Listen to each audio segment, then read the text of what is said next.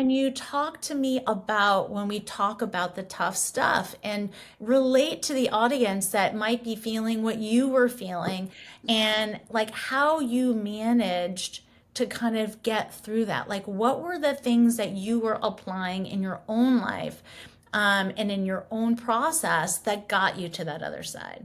I think the first thing I had to do was admit that even though I had initiated the divorce, that I was hurting and I was grieving and it was a loss and it was hard and I was sad.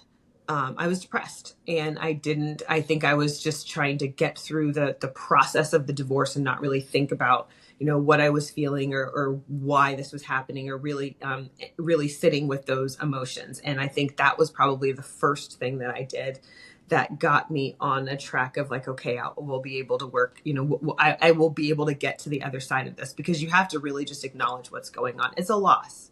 It is a loss, no matter how you look at it, and you are grieving, no matter how you look at it. A lot of times we associate grief with death, and that's not the only thing that you grieve. And also, divorce does feel a lot like a death. It's the death of a marriage, the death of a family, the death of a future that you thought you were going to have. And I think that you have to really acknowledge that and give yourself the time and space and grace to grieve that.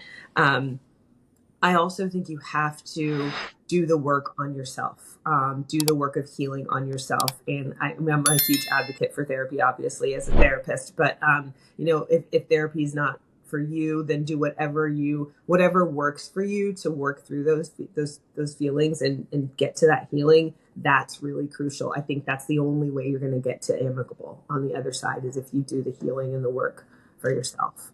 Yeah, I talk a lot about moving through your emotional divorce before you step into your legal divorce, because so many people are looking for a couple of things that you said. Like, one is, how do I prevent long-lasting trauma for myself, but for my Right, children?